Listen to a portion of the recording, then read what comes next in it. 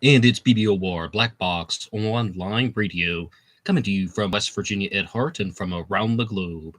And hello, everybody. Welcome to True Crime Talk Radio in the morning for Tuesday. And because today is Tuesday, everybody needs to say hello to Snoopy over here. So, how's everybody doing? I already see some people in the chat. Batman66 is here. Hello, Batman66. We also have Jerome from the French Wrecking Crew, DNA King. Howdy, DNA King. How's it going? And Charlie. Everybody, welcome. Come on in. And as people get in, I would like to let you guys know that this episode is going to be talking about the Mind of a Serial Killer documentary that was made by Nova. And last week on the channel, I was talking about the book The Cases That Haunt Us by John Douglas. And I also watched an interview that he did with Meet the Authors TV. And he recommended a documentary called Mind of a Serial Killer. And it was put on television on the program Nova back in 1992. And it was on YouTube, so I decided to watch that. And this is one where it's a film that's 32 years old now. So you can just see that back in the early 1990s, things that people believed about serial killers were really quite different than what they believe now. And there's some reasons for this, because I just want to ask you guys, have you ever had that experience where you are watching TV, or maybe you use your laptop or your phone and you fall asleep and then the autoplay just switches to the next video? Well, I had that experience. I don't know what was playing for some time, but I woke up conveniently at the start of another program called Becoming Evil, another documentary about serial killers. Omar is here. Hey, dude. Hey, Omar. How's it going? And Becoming Evil was a more contemporary-based documentary, and I think it added a lot of clarity to some of the things that were discussed in Mind of a Serial Killer. For example, they're just asking these questions like, well, are serial killers only white males? No, they are not. But also, are serial killers who torture only white males? Because it appeared to them in the 1990s that serial killers who torture their victims are primarily white males. And I'm just thinking about this as some guy who just watches true crime content online. Well, of course, that's not true. I mean, how about Charles Ng, one of the Boneyard killers? I mean, how about Maury Travis, who was the St. Louis basement killer? I mean, he even made videotapes of torturing women. Charles Ng as well participated in snuff films. And those are just the first two that came to mind. And as I said, I woke up and this documentary, Becoming Evil, started. And they were just saying that you cannot generalize about serial killers. And I'm like, just giving a round of applause. I mean, you cannot generalize about serial killers in terms of demographics, in terms of gender, age, sexual orientation. I mean, serial killers can be male, they can be female, they can be white, they can be of any race, they can be of any ethnicity, and you will see this across all of the populations. I'm like, finally, somebody just flat out said it, that yes, people from all walks of life can commit crimes like that. And Charlie says, Becoming Evil. Yes, I believe that was the name of that. That was the name of the documentary. And Victoria is here. And Victoria says, Douglas still applies antiquated formulas to serial killers. Now, to pick up with the discussions from last week, I fully admit that I am not some type of expert. I am not a criminologist. I am not a psychiatrist. But when I was watching one of the interviews that John Douglas did, he was talking about the serial killer Dennis Rader, BTK. BTK was a very sadistic individual, but he said that, okay, BTK was some guy that was able to interact with his community. He was able to be a Boy Scout leader, a churchgoer, but at the core of his personality, he was a psychopathic serial killer. And Victoria, I think this is going to play to your point.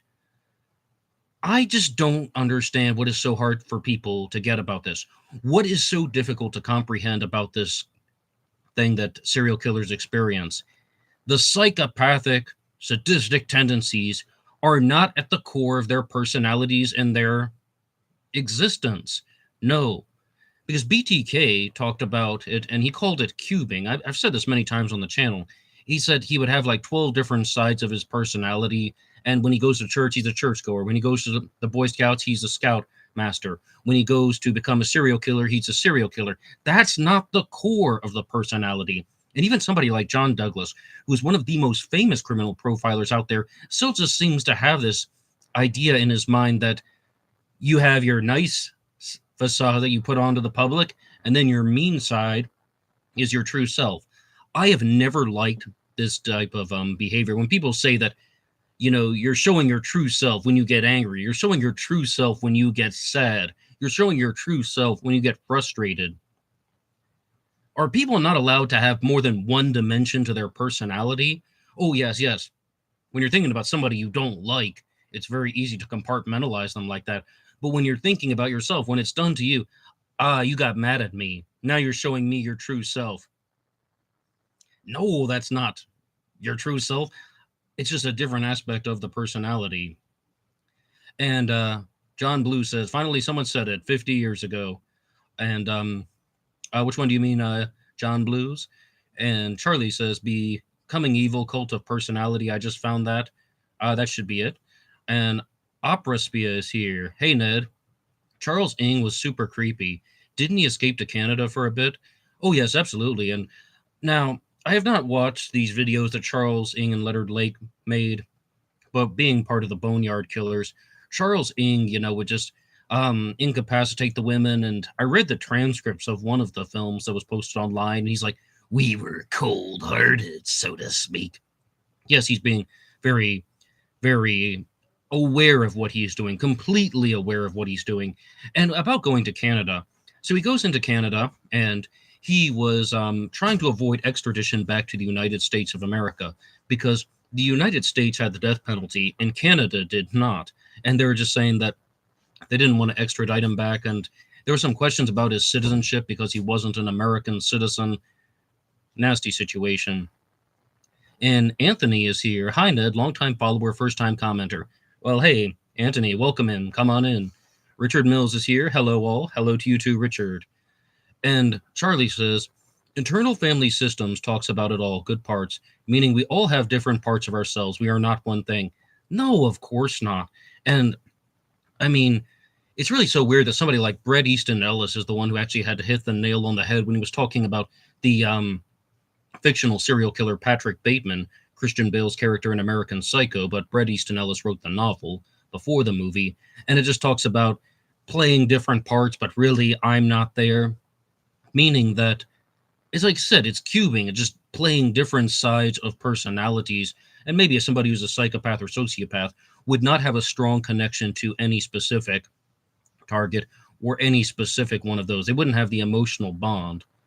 And Anthony says, it's just past midnight in Adelaide, South Australia. I need to go to sleep, but I'll catch up tomorrow. Hey, come on back anytime, Anthony. And Charlie says, Bret Easton Ellis is a wild character in himself. Yes, he had a podcast that was available on Podcast One, and I really enjoyed it because he would make like these 2.5-hour podcasts, and I could listen to them at work and knock out like 2.5 hours of the day. That was back in 2019, 2020. That was actually when I worked as an evening watchman, so I gained all of the experiences to write the novel Killer on a White Horse, the story of the evening watchman, which you can listen to here on YouTube for free. Okay, though, so I'm watching this documentary, The Mind of a Serial Killer from Nova, available on YouTube. And not only did they feature John Douglas in it, they also featured another forensic psychiatrist named Park Dietz. You may have seen him in some other true crime documentaries. And he was talking about how serial killers begin to develop. And he said that it's not uncommon for a serial killer to actually start out by murdering children before they murder adults, because there's a lower likelihood of them being able to fight back. And when I was watching that, I was just thinking that, well, you know what? I mean, that makes a little bit of sense. If you had asked me that and shared that information with me 5 years ago, I would say probably not. Some predators target children and some target adults, and it deals with sexual orientation. Not quite. Because I recently did a short episode here for Black Box Online Radio talking about David Meyerhofer, who was the Montana child killer, and he started out that exact same way. He committed one murder of an adult female, but with his other murders, they were children. It's just that same process. First, targeting the people whom he believes will not be able to fight back, and then he's going after the people whom have a stronger chance of fighting back, who he murdered a woman who rejected him romantically. And you can see how this ties into something called the McDonald Triad, where you have the three components triad, right? Bedwetting, setting fires, and hurting animals. With the McDonald Triad, I think that a good way of understanding this is bedwetting is something that is humiliating. Starting fires is about destruction, chaotic behavior, and harming animals is about power. All of these documentaries that are talking about serial killer behavior are just looking at how somebody wants to be powerful, somebody wants to remain in control, and they're doing this because they do enjoy the experience for the most part. But also, excuse me, there are times when people are just doing this to exercise power, to gain control of them. Some serial killers might even believe that their actions are justifiable because they think that they are killing people who don't deserve to be alive in their own type of twisted mind frame. And in a lot of these documentaries, you'll hear the terms like good and bad, right and wrong. And I think that they can be a little bit misleading when it comes to talking about how serial killers think and how serial killers function, saying that this is in Becoming Evil, saying that serial killers often have personality disorders. They often have certain types of antisocial behaviors, but they are not clinically insane to the point where they have some type of neurological issue that is preventing them from being aware of their surroundings. Instead, they are aware of right and wrong, they're aware of good and bad. But like, no, that's not it. That's not it. They have the awareness of their faculties to the point where they know what they're doing is illegal and they know what they're doing is hurtful to other people, but they're choosing to do it anyway because of their own self-serving reason. Victoria says Park Dietz participated in the Dahmer case. Yes, that's another very widely discussed one. And this also was something they brought up. Why is it that we had this conception that serial killers have to be white males? Of course, it's widely discussed, but what was the origin of that? And, this might be something that Victoria would agree with because she seems a little bit critical of John Douglas. He participated in a lot of interviews. He conducted a lot of interviews with serial killers. So the media then records these, people write books about them, and it's not only John Douglas, the entire media spectrum, the MSM, mainstream media. And the people that they're interviewing for these discussions are white males. They are men who are reasonably intelligent, articulate, odd personalities, and that just became the conception that people had about serial killers for the second half of the 20th century. Smart white guy with a weird personality. But the reason why that started is they were only interviewing intelligent white guys with weird personalities. Those were the only guys in front of the cameras, the Jeffrey Dahmers, the Ted Bundys, the John Wayne Gacy's. And yes, John Wayne Gacy was not completely dumb. There are dumb serial killers out there, like Gary Ridgway had a rather low IQ, and I think that's just like it's a misconception that people have about serial killers that they have to be overly intelligent. Ted Kaczynski would be another very smart serial killer with odd behavior, who was a Caucasian male, but became the conception that people had about serial killers because that was what they were exposed to. Waste Management is here and says Richard Ramirez. Now he's another clear example of somebody who is a Latino serial killer, and he is not a white male. Definitely he would fall in. People reported on Richard Ramirez fairly widely in the second half of the 20th century. I'll give them that. Richard Ramirez also differs from some of the other people that I've been talking about in this episode because he was a signature-oriented serial killer. He liked to leave the pentagram behind. You've seen him with the pentagram on his hand, right? He would leave that behind at crime scenes, sometimes even on the bodies of victims. And this is something that I was talking about on Zodiac Monday, differentiating between signature and MO. And criminologists love to talk about this on the internet and in documentaries. And the differences are that some people are committing crimes when they commit a crime, and we talk about their actions that are related to MO, purely practicality, practical basis, breaking windows, breaking the door, picking the lock, wearing a ski mask with no design, wearing a black hood. These things are MO.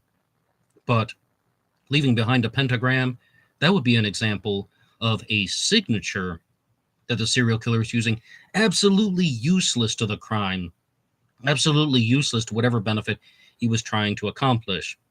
Instead, it's just something that makes him feel better about himself. It creates this either moment of elation or fuels his excitement. How about the Grim Sleeper? Yes. What was his name again? Lonnie Franklin, right? The Grim Sleeper. He was the guy who had a very big problem with prostitutes, and he was specifically targeting African Americans because he was an African American, and that definitely seems like perhaps some type of maternal issue going on there. And Victoria says Wayne Williams is another black serial killer widely publicized. Yeah, I would agree that there was a lot of media coverage about Wayne Williams, but in common conversations, I don't think Wayne Williams is discussed super frequently. And if you were to walk up to a random person on the street and say, "Do you know who Wayne Williams is?" they might not be able to tell you. I didn't learn about Wayne Williams until I was an adult. Now, Wayne Williams was responsible for the Atlanta child murders, although there were an enormous amount of people who were murdered in the Atlanta child murders. And I'm not even 100% convinced that he committed all of them. John Douglas wasn't even 100% convinced that he committed all of them. Now, I think from the mind of a serial killer, the exact number that he said was 12. I think he used the term a dozen, referring to he thinks that Wayne Williams was a real serial killer. And a lot of people believe that. Even the ones who say that he didn't do everything, they think that he was a real murderer and a real predator. It's just that there was a large concentration of homicidal activity. And I'm trying to be careful with my words discussing what may have been happening, but imagine something organized involving multiple people and affecting children, and that's that Wayne Williams took the brunt of it. And then we have one says, didn't have the sense to brush his teeth. Oh, Samuel Little, yes, he's another African-American serial killer. Samuel Little is a very difficult one to pin down because he may have murdered 90 people, but the evidence just isn't it hasn't been completely confirmed that he did, although he was the person who had the extremely retentive memory, and he was actually able to draw out pictures of the victims, recall details about them. I think that he did, or at least very close to it. But this also relates to something that Park Dietz was talking about in The Mind of a Killer. What people experience in their mind can be different than the external world. And the excitement that a serial killer is going to experience when he is creating the fantasy, or she is creating the fantasy, is going to lead toward something that's always going to be unfulfilled. The fantasy is going to be stronger than reality. And let's look at this in a different way. What Park Dietz was talking about was that there is a conception that is created in somebody's mind, and they begin to start living out the fantasy and acting out the fantasy in their mind before they play it out in the external world. Completely normal. And by fantasy, I think people are purely talking about some type of imaginary sequence. No, it's just when somebody talked to me once about like saying they're talking about serial killers and mass shooters, and they said the fantasy of killing people, and I was like, what do you mean killing people's a fantasy? I was even an adult at the time, and I always thought that the term fantasy meant something that was good or conventionally good. And I was like, what is this thing about fantasizing about killing people? How could somebody even do that? Well, what they mean is that, yes, the serial killer is conceptualizing something about murdering people and they're enjoying it. And here's another aspect. Here's the next aspect. Even if they don't act on this type of fantasy immediately, it begins to get weirder and weirder, more and more abnormal. Maybe you remember the Joker in The Dark Knight. What doesn't kill you simply makes you stranger. The Dark Knight's an extremely insightful film, the one with Heath Ledger playing the Joker. But that seems to be what's happening. What doesn't kill you simply makes you stranger. So we have one from Waste Management who says, the Yorkshire Ripper murdered somebody at the hospital I was born at. Oh, I am so sorry to hear. Ghost Gaming says the Yorkshire Ripper is a famous UK case. Ah, yes, Peter Sutcliffe, right? I'm going to have to do a much larger presentation on him, and I've only looked at him just a little bit under the surface. But there was another crime. There was another serial killer out there who's referred to as the other Yorkshire Ripper, and his name has escaped me right now. He just didn't get the same amount of media attention. And we have, check it out, Jimmy Savile became friends with the Yorkshire Ripper at Broadmoor, is one thing that Charlie says. Well, again, I'm going to have to examine that one a little bit more closely. But when we look at all of these elements, what exactly are people talking about? What exactly is driving people to kill? And the honest answer is power, greed, manipulations, being rejected by society. And it really stems from something that I think is, well, let's put it in the category of selfishness. Because here's another issue, and Victoria might have something to say about this because she's critical of John Douglas. So much of the evidence and understanding that we have of serial killers comes from these interviews that have been conducted. But they even say this. How do you know that these people are telling the truth about how and why they did what they did? And it's really quite difficult to comprehend. And do you ever just wish you could go back in time and actually know who somebody was, like Jack the Ripper or the Zodiac? How do you know why they did what they did? What was the driving force? And here's another problem. Even if somebody can tell you, they might not be able to tell you accurately. They might think that it's because of problem X, but in reality, it's because of problem Y. So I think that, and Ghost Gaming says only they truly know. Yes, yes, yes. But to the credit of John Douglas, he did try to develop a set of interrogative techniques where he is trying to extract information, but not doing it in a way that was so obvious that people could fall into the manipulations. He would learn how to talk in a certain way, how to read people.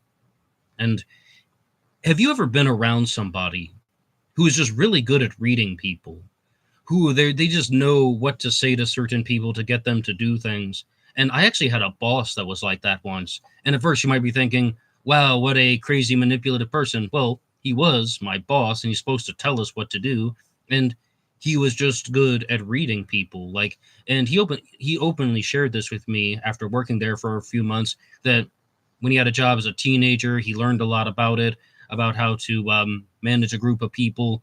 And I think that there are going to be a lot of individuals who use that for a bad purpose, for a bad cause, and they're just going to do this type of cubing thing that I was talking about with BTK, where they're going to behave a certain way, put people in this non-threatening state, and then they're going to act on it in a more destructive way.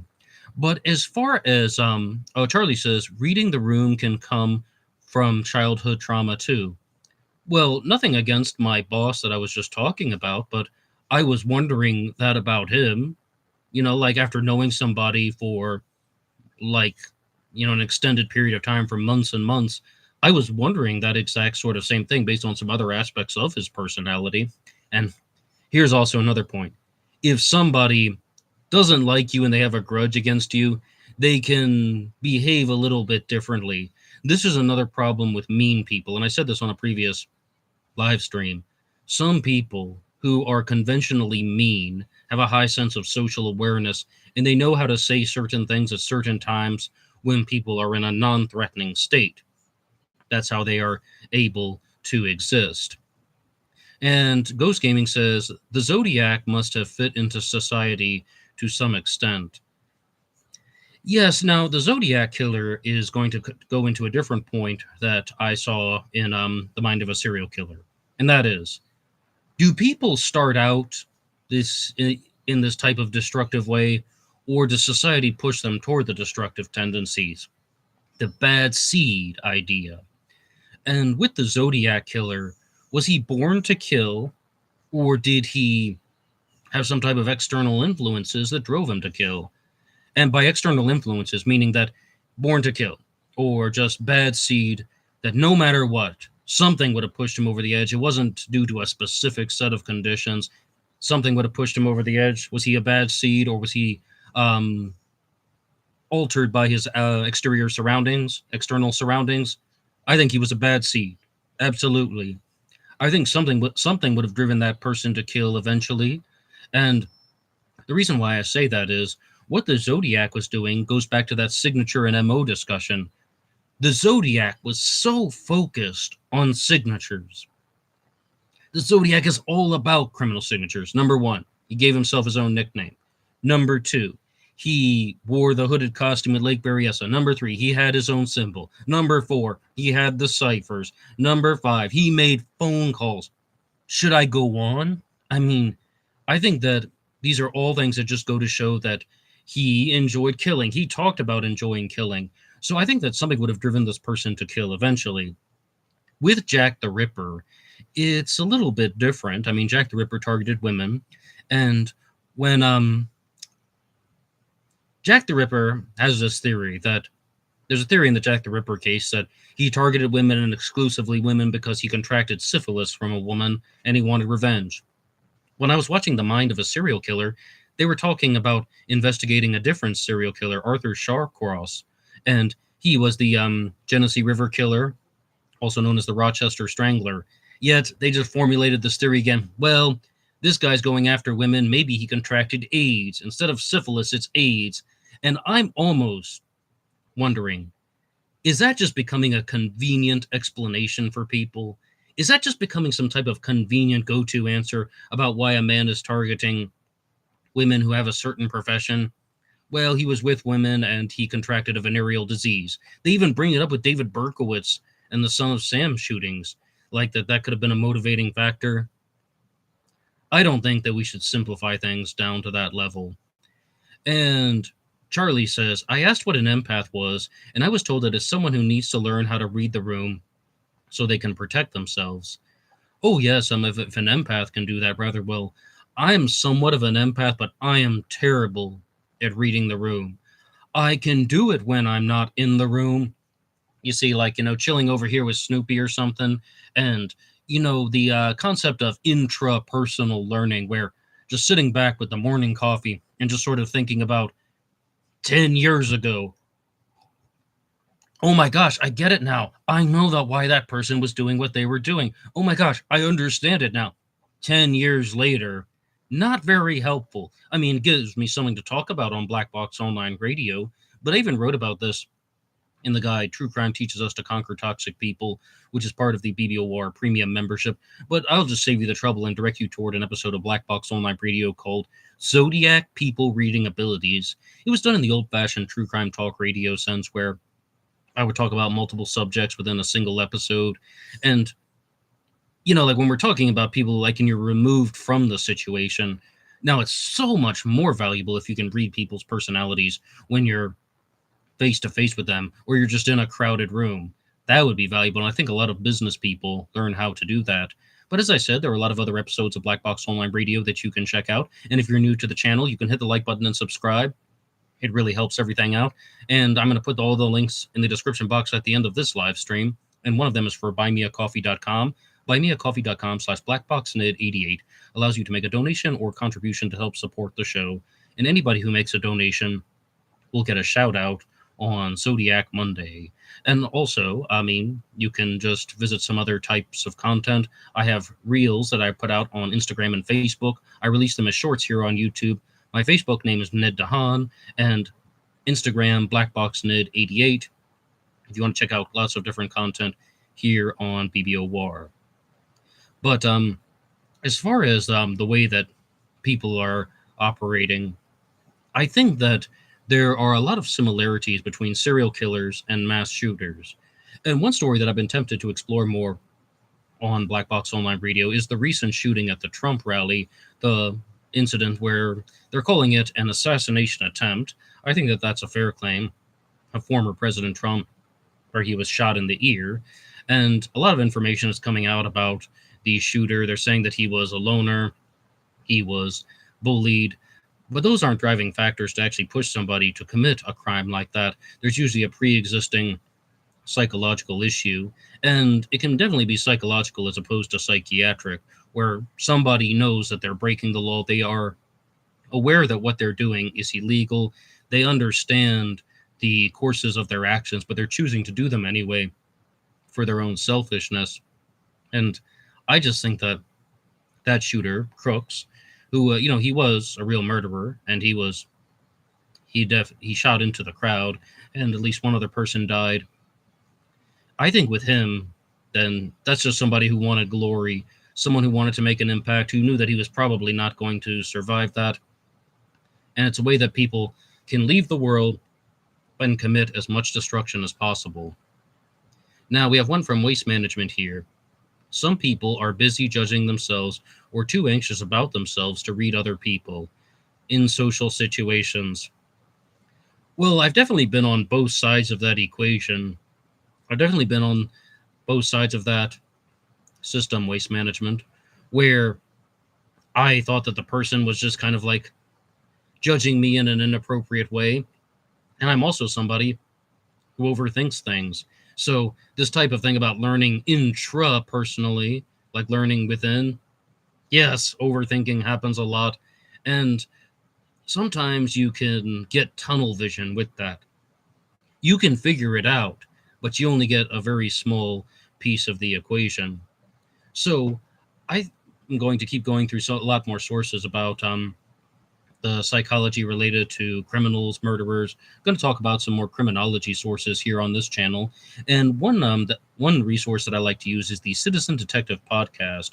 And I was just watching their episode on the Burger Chef murder. And the Burger Chef murder is actually a quadruple homicide that occurred. And it features Mike Morford of ZodiacKiller.net, the criminologist Dr. Lee Meller, Alex Ralph, who is an attorney, and they have some regular guests on the program. One of them is Cloyd Steiger, who is a retired homicide detective, and Susanna Ryan, who is in forensics. They're people who are real experts and professionals in this field, as opposed to me. I'm just some guy who runs my mouth on the internet. But I was listening to this episode about the Burger Chef murders, and one thing that was shared was sometimes serial killers commit multiple homicides, right? But there's one crime that sets itself apart from the other murders. With the Zodiac killer, which one do you think that would be? Immediately, I thought of the Zodiac killer and the Lake Berryessa stabbing, September 27th, 1969, when the Zodiac killer wore his hooded costume and he attacked Brian Hartnell and Cecilia Shepard. The only time he wore a costume, the only time he killed by knife, the only time he tied up the victims, the only time he wrote a message on a car door. That crime sets itself apart from the other incidents in Zodiac activity, in my opinion. I would love to know what you guys think. With Jack the Ripper, I think the murder of Mary Kelly, the final victim in Jack the Ripper, is the one that sets itself apart. And that's because Mary Kelly was mutilated way more severely than the other victims. I mean, we're talking about things like having her heart cut out and such that wasn't present with the other crimes. So a serial killer can commit the crimes in a rather similar way, but there can be one crime that stands out among them. And this is something that I think is just really quite apparent with the Zodiac, because the Zodiac is committing all of these crimes by gun, yet he is committing the Lake Berryessa stabbing by knife. And he is wearing the costume. That one is so different to me. And John Blue says, definitely the one where he wore the costume. And Ghost Gaming says, I'm going to check out their podcast also. Yes, you can listen to a lot of things about this on the Citizen Detective channel. They come out every 2 weeks. They have a 3-part series on the Zodiac Killer, and they also have an episode about the murder of Sherry Jo Bates. I was a guest on the program once talking about the Phantom Killer from 1946. And Charlie says, I was discussing Mary Kelly with friends last week. Oh, Charlie, any observations you would like to share about the murder of Mary Kelly? But as I said, when I was on the Citizen Detective podcast, I was talking about the Phantom Killer. This is something that is very different from serial killers, such as the Zodiac and the Son of Sam.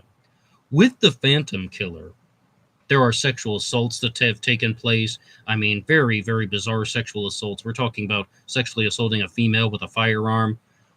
With the Zodiac killer, and possibly David Berkowitz, the son of Sam Shooter as well, there's this type of sexual motivation where physical contact with the victims is not present.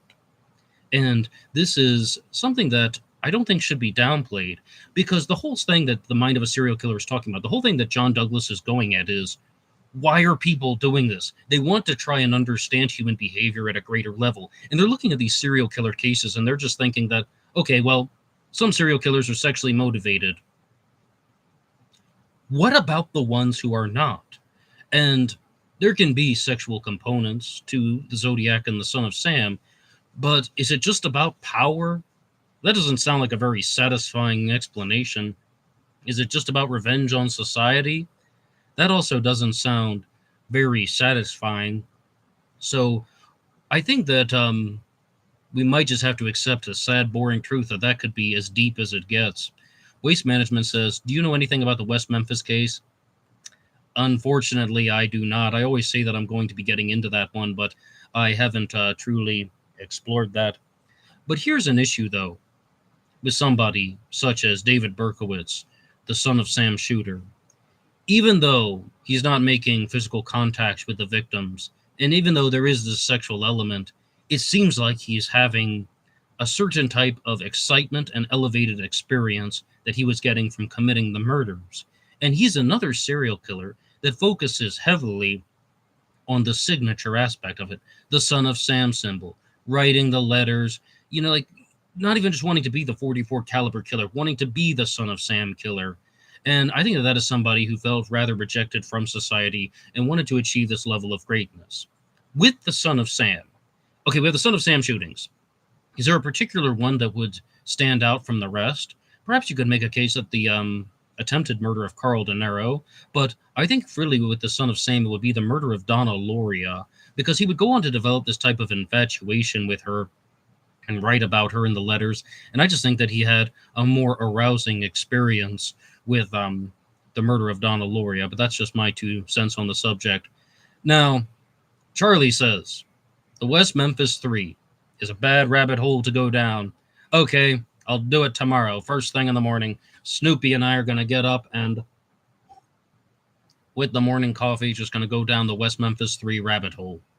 If something is bad, you have to do it. If it's not good for you, you have to do it. That's why people drink too much caffeine. They know what's going to happen, and they do it anyway. Charlie says, we were just grossed out by what Jack the Ripper did to Mary Kelly. Mary Kelly, as I said, was severely mutilated. Her face was almost completely eviscerated. And even in the crime scene photo, you can't see too clearly, but I read that she was only identified by her eyes, even though her eyes don't appear to be present. She's mutilated beyond recognition. Her intestines were pulled out and left on a nightstand table that was next to the bed. Now, why would somebody do that to a woman? I mean, firstly, that's why a lot of people get into Jack the Ripper. The novelist Patricia Cornwell went on to write 2 Jack the Ripper books, and she said that that was the driving force. She couldn't comprehend why somebody would want to do that to another human being, to commit the actions that were in the murder of Mary Kelly. But there are a couple different theories as to why. Number 1, Mary Kelly was Jack the Ripper's sole target. That it's the concept of murder somebody and commit a series of unrelated homicides to cover it up. This gets into what's known as the royal conspiracy, that Mary Kelly was having an affair with a prince. She got pregnant, and that's what happened. They created Jack the Ripper as a distraction. You can even view it in a different way, just that she was the target because she was having an affair with someone, and they committed the unrelated murders to silence the situation. And they did them in the tradition of Masonic rituals and punishments, specifically the executions of Jubala, Jubilo, and Jubilum, which is a Masonic legend about the 3 ruffians who murdered the architect of King Solomon's temple. It's a little bit complicated, but they left these clues behind, like the Goulston Street graffito. After the murder of Jack the Ripper's 4th victim, Catherine Eddowes, a message was written on the wall that said, the Jews are the men that will not be blamed for nothing, or the Jews are not the men that will be blamed for nothing, something to that effect. The Goulston Street graffiti was not photographed because it was erased. And Bruce Robinson has this theory out there that Sir Charles Warren was the person who ordered that to be erased, a high-ranking member of law enforcement, because he was a Mason, and the word Jews was spelled Juews.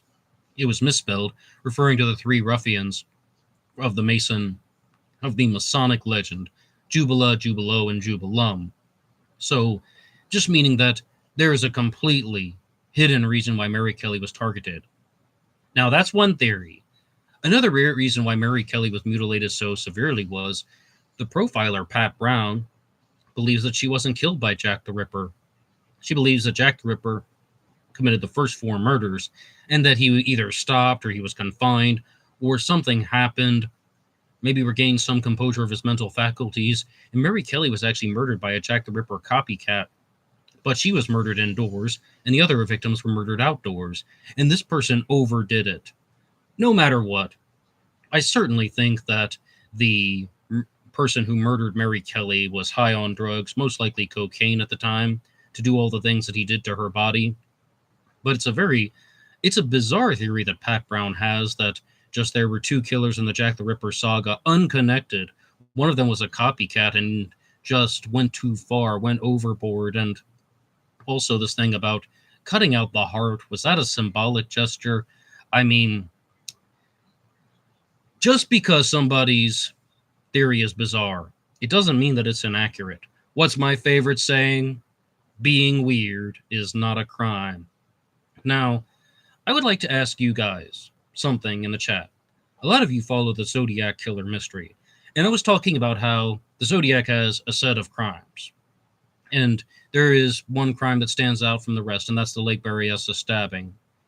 And one theory that I entertained in the past was, that I don't entertain so highly right now, is that the Zodiac chose to commit that crime with the hooded costume and by knife because he was personally acquainted with Cecilia Shepard, but not acquainted with the other victims. And what do you think about that? Do you think that the Zodiac killer had any direct connection with Cecilia Shepard or any of the other victims? That's why the mask was worn, to conceal his identity, because he was attacking them in daylight. And you can put your ideas in the comment section down below if you want to do that. Charlie says, Mary Kelly's leg freaked me out the most, the bone. Well, this is something that the Ripper must have spent an upwards of 2 hours with Mary Kelly, truly trying to eviscerate her body. And it's not uncommon for a serial killer or a murderer to stab the victims 70 times, 90 times, 100 times, 200 times. We even have Susan Wright, the blue-eyed butcher, stabbing her husband 193 times and trying to bury him in the backyard. She wasn't a serial killer. She committed one murder, the murder of her husband. And there's a movie about her that was online for free called The Blue-Eyed Butcher. And that's just an example of how there's lots of overkill. But Mary Kelly must have been stabbed and mutilated. We can't even count how many times, because her body was torn apart so strongly. Ghost Gaming says Jack was truly awful, and the times that it happened made it even scarier. Well, you know, Ghost Gaming, that really is something that sets Jack the Ripper apart from a lot of these other victims, because he's talking about, or he's committing these actions that are so focused on trying to cut women's bodies open. The disemboweling is the focus of Jack the Ripper. And again, back to signature and MO, this has no relevance to committing murder. The women are already dead when he's doing this. These are post-mortem things. And you see this from the murder of Liz Stride that occurred on September 30th of 1888. She's cut across the throat, most likely by the Ripper. Yet, that wasn't sufficient to Jack the Ripper. That wasn't satisfactory. The Ripper was like, he got bothered by something, and he fled the scene and then made his way to Mitre Square, where he murdered Catherine Eddowes. And, you know, that's just driving, it's just driving in a different direction. It's showing that this is all about disemboweling the women. It's all about committing these mutilations, but that has no relevance on being a serial killer. This is about somebody who has a specific reason about why he wants to cut women apart. Now, sometimes, when the bodies are dismembered, this is something that is done to destroy evidence. With the Long Island serial killer, we see this very clearly. And even back to 1888 in England, we have the Thames Torso killer. Was that Jack the Ripper? Was that the same killer? We don't know. But when you're dismembering the bodies and trying to bury them, That is something that is done to conceal evidence. Jack the Ripper did nothing of the sort. He cut the women open and he just left their remains there. So you can see very clearly that he is somebody who is focused on having this type of power trip. And there is a little bit about that is discussed in the documentary The Mind of a Serial Killer from Nova that is available on YouTube for free. And that is that when someone is committing those types of actions, it's not only sexual, it's not only about the action itself, it's also just about demonstrating power over the victims. And this is one of the reasons why they think that no matter whom the victims were, the motive of the Ripper was to dominate women. He had some type of animosity toward women. A lot of people believe that Jack the Ripper experienced some type of sexual arousal from disemboweling the women, and other people believe that, this is all just about power. He is demonstrating that he had the ability to mutilate women outdoors in public and get away with it. Now, and Cat Daddy Steve is here. Hey, good morning, Cat Daddy Steve. And we have a comment from Victoria who says, Pat fixates on one theory and discards other evidence when it doesn't line up with her theory. See, Victoria, you guys are lucky that I have a conscience, because I've noticed that other people jump into these things and they formulate a theory and they never back down from it. Yeah, I did that with the Zodiac killer mystery. I did that even more intensely than Jack the Ripper. I mean, last year I was just kind of sitting around, and I'm like, I came up with this idea, looking at the evidence. It's all evidence-based. There are reasons why. I'm like, I thought of something new with Jack the Ripper. Maybe there were 4 different killers, and they were all happening in this manner, and it's it's a variant of the Ripper hoax theory, and not all my original observations, but my original observations would have tied it all together. And I still get curious about that theory, but what Victoria's talking about is jumping onto a theory instead of looking at other evidence. Just because you are curious about something and you want to explore the possibility more does not mean that's what actually happened. The true crime world is not about arranging things in a sequence that makes sense to you. It's about what actually happened. It's about who was the killer. It's about bringing justice and closure to the situation, right? And we have 2 super chats, actually. One is from Robert H. Thank you so much. And we have one from Charlie as well. Charlie and Robert back to back. So, thank you so much. And Ray Grant is here. If your theory is correct, there's no need to back down from it. And Ray Grant would actually be a good person to weigh in on this discussion because, Ray has a different type of Zodiac killer theory out there. And he has, stood by it for 30 years. But, Ray, I'll just ask you, and you can respond in the chat if you want. Have you ever had, any doubts about your Zodiac killer theory? And have you had any doubts? Or have you ever faced pieces of contradictory evidence? And how do you respond to them? And because what Victoria was talking about was not specifically devoted to you. It was, she was talking about Pat Brown and some of these observations that she's made. Pat Brown actually has something more famous in her Jack the Ripper theories, and that is that she is she has this theory about how Cleopatra was murdered. Maybe that's some of her more famous stuff, the murder of Cleopatra. And John Blue says, that's responding to somebody in the chat. And Ray Grant says, yes, 35 years. But again, Ray, take as much time as you want in the chat if you want to just talk about some of the challenges that you've experienced. And I guess for me, though, I'm talking about something a little bit different because, Ray has followed the Zodiac for 35 years, whereas some guy like me looking at Jack the Ripper for 2 years and then formulating a theory. And then, with the Zodiac case, I did this as well. About 2 years in, I began to formulate a very similar theory to my Jack the Ripper theory, just thinking also that there were 4 different killers, and that with the Zodiac, though, I thought it was an organized group. Well, that sounds exactly like what Ray Grant was saying. I change my opinion about individual facts all the time. So far, it hasn't changed my general opinion. Well, Ray, I just told you that after looking into the Zodiac case for about 2 years, I thought that there were 4 different killers and they were part of an organized group, and that there were there were specific reasons why the crimes were committed in different manners. And now, I'm sure that you and I would not have come to the same conclusions about how and why the crimes are different, but that sounds actually quite a lot like some of the things you've uncovered. With Jack the Ripper, it was a little different for me because I became a little bit more familiar with the suspects earlier on in the Ripper case, and I could see certain elements that people were sharing about how and why they thought that their suspect committed, this crime versus that crime.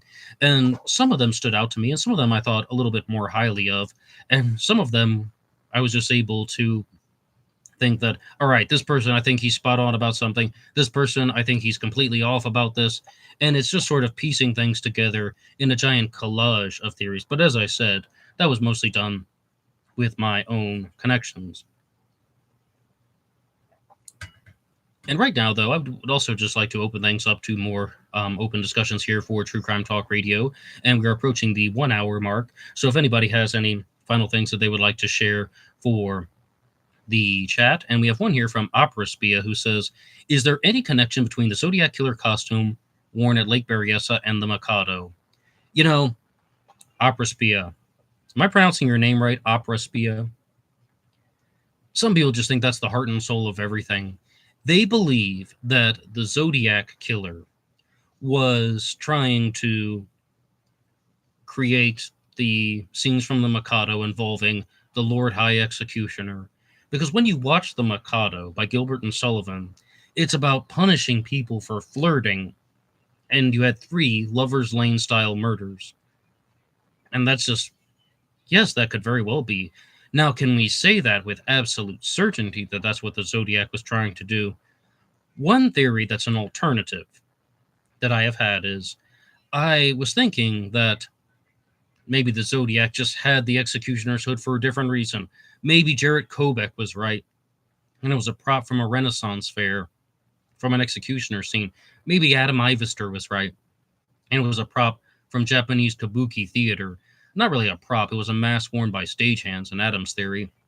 And someone just put the sunglasses on and sewed the symbol because they knew how. The hood already existed, and it was modified.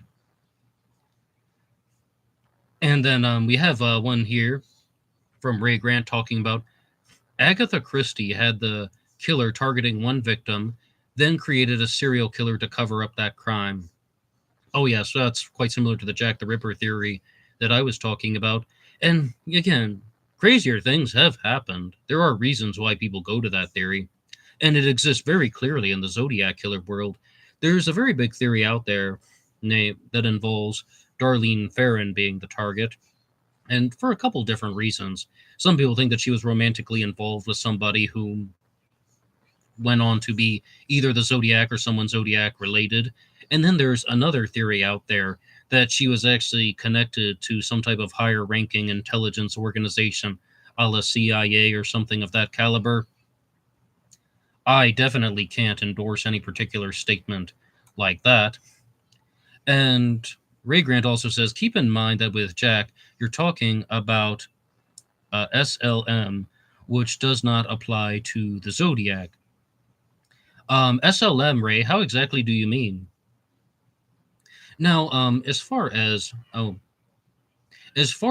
the actions involving Darlene Ferrin, one person who has a lot to say about them is actually Harriet Suchet, who is the author of The World According to Jack Torrance. And every Monday I do a segment about the Zodiac Killer called Zodiac Monday.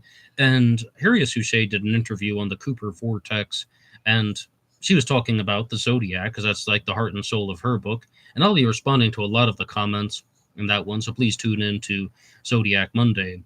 Another person who has appeared on the Cooper Vortex was Dr. David Gold. And, he might be a little bit far out for some people. And he, though, was talking about the way that crimes take place. Firstly, David Gold is the guy that believes the Zodiac Killer was 3 people, and they were the escape from Alcatraz individuals, Frank Morris, John Anglin, and Clarence Anglin. But when he was on the show, he was talking about something that was relevant to the true crime world. And it has nothing to do with anything involving the escape from Alcatraz. Steve Allen says David Gold is off his rocker. Mostly. But this statement was that when a killer breaks into somebody's home, like by kicking down the door, picking the lock, or just tampering with anything. They leave more evidence behind. And that just alerts everyone that a murder or an abduction has taken place, and this is how the killer entered. And that leaves a lot of clues that can be examined and analyzed. Now, with somebody such as well, let's just keep going with David Gold's analysis. If someone learns how to break into somebody's home by like sneaking in the door right when they turn their key in the lock, and they can abduct the person without forcible entry, then less evidence is present. Now, some people might be suspicious, but they couldn't immediately rule out a runaway situation. And yes, he's going to go on to say that that's how John Anglin, Clarence Anglin, and Frank Morris committed their murders. But no matter what, though, that seems like it is a valuable piece of insight for the true crime world. Like smashing a window and reaching your hand in and undoing a lock. That leaves a lot more evidence, and it makes it really quite apparent about what happened. Somebody broke in and they either committed the murder or the abduction. Whereas if you don't do that and you just sneak in the door, sneak in the open window and abduct the person, there's still a chance that the person left on their own accord, and it confuses the authorities. I thought that was insightful. Ray Grant says SLM means sad little man. And keep in mind that Jack the Ripper, you're talking about a sad little man, which does not apply to the Zodiac. Well, mostly right now, Ray, I do think that Jack the Ripper was a single killer. In the past, as I said, I thought that this could be something like the Ripper hoax. And as of now, I do still stand that I don't believe that the Ripper wrote any of the letters that have been attributed to him. And we're talking about the Dear Boss letter, the Saucy Jackie postcard, the From Hell letter, the Openshaw letter, the McCarthy letter, and who knows what else. I don't believe that Jack the Ripper wrote those letters, but that doesn't mean that the whole thing was a hoax. And this was something that was hard for me to understand. And I think that's because I learned about the Ripper hoax theory after the Zodiac hoax theory. And with the Zodiac hoax theory, it's the idea that there were unconnected murders that took place and somebody wrote letters taking credit for these crimes, making it seem like they were connected, seemingly connected, when in reality they were unconnected murders. I don't support that theory with the Zodiac. But with Jack the Ripper, it was you guys in the comment section was like, whoa, wait a second, Ned, you've misunderstood the Ripper hoax theory. There still could have been a single serial killer, and this person was responsible for either 4 or the 5 murders or 6 murders, if you count the death of Martha Tabram in August of 1888. And when you look at it from that perspective, there was a killer. It's just a journalist following the story decided to write letters and create this Jack the Ripper persona as a way to sell newspapers, as a way to get attention, as a way to create mass hysteria. Manson murders happen, and then Lake Berryessa. The Manson murders, if you're talking about the Tate LaBianca murders, those happened in August of 1969. That was, it's hard for me to remember because it's after midnight, August 8th and 9th of 1969, right? But, as I said, it goes after midnight, so you have to go ahead one day. And then Lake Berryessa happened on September 27th of 1969, almost 5-6 weeks after the Tate LaBianca murders. Ray Grant says, for years, people believed that serial killers were always loners. Then family guys like BTK and GSK showed up. Ah, yes, Ray, this is what we were talking about at the beginning.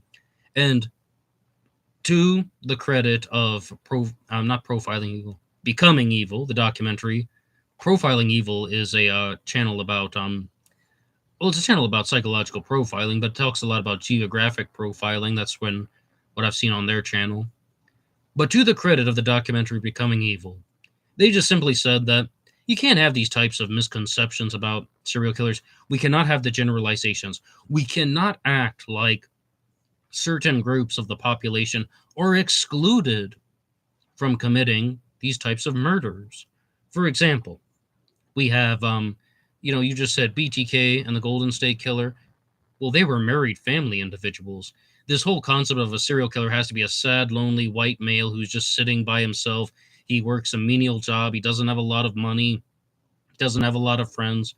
That was what was conceived. Even Ted Bundy wouldn't fit that description. He was much more sociable. Ted Bundy had relationships. I mean, Ted Bundy was able to attract people. That's how he got away with a lot of his crimes. So that definitely wouldn't fit. And you could call him a sad little man to a certain extent, but it's definitely just a misconception that people have about serial killers. John Wayne Gacy was also married, right? And there's just going to be countless examples of serial killers who are married, who lead active social lives, and then when they're in the shadows, they commit the crimes. And it goes back to that concept of it's not their core. It's just a different destructive aspect of their personality and behaviors. And I mean, okay, Ghost Gaming says, I often wonder what happened to the Zodiac. Did he settle down and have a family and get married? Well, Ray Grant has a suspect named Michael O'Hare, and Ray Grant's answer to that would be yes, right? Michael O'Hare was involved in a conceptual art project, and that's what the Zodiac Killer murders were, according to him. And yes, Michael O'Hare did get married and moved from Massachusetts to California. Well, first, he's in California, then Massachusetts, and back to California. Now, did the Zodiac Killer just grow out of this? Well, this is the stuff that I was talking about in on last week's True Crime Talk Radio episodes, and even on Zodiac Monday.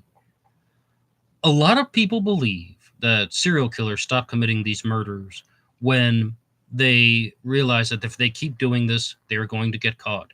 I used to talk about this in 2020 a lot, saying that serial killers have heightened predatory instincts. And they just realize that if they keep doing this, they're going to go to jail, or someone is going to murder them in return. Maybe not murder, self-defense. But if they keep doing that, it's going to be over for them. So, yeah, they do settle down. They do maybe find someone and they end up living with them. Maybe not the happiest of marriages. A lot of these serial killers seem to marry women that they don't get along with well, but it's quite possible. And this episode is going to be winding down now for True Crime Talk Radio in the morning here on Tuesday. I will be back live at 10:30 a.m. on Thursday. And tomorrow I will be here for Ripper Wednesday, talking to you guys about Jack the Ripper in a different way. And I have a completely different episode planned for Jack the Ripper. We're going to be talking about a lot of different subjects. Ghost Gaming says, bye Ned, great stream. Hey, thank you so much, Ghost Gaming. And I really like doing these True Crime Talk Radio in the morning episodes when we're just talking about forensics and criminology and true crime psychology, and then you guys can ask whatever subject you want. But, Charlie, I am going to have to go through some of those things on the West Memphis 3. Maybe I could do a stream specifically devoted to that one. Thank you so much to everyone who has listened to this episode. One more time, you can hit the like button and subscribe if you want. It really helps out the channel. And you can also go through some of the links in the description box once I put them in. You guys know where to find all the stuff. But most importantly, you can write the show at BlackBoxOnlineRadio at AOL.com. You can also get me on Facebook. My personal Facebook is Ned DeHaan. And Ray Grant says, I miss Lisa. She'll come back to somebody's channel. Probably not mine, though. And Ghost Gaming says, bye, everyone. Cat Daddy Steve gives a thumbs up. SoCal says, great show. You guys are absolutely amazing. Everybody take care, and see you on Ripper Wednesday. Until next time.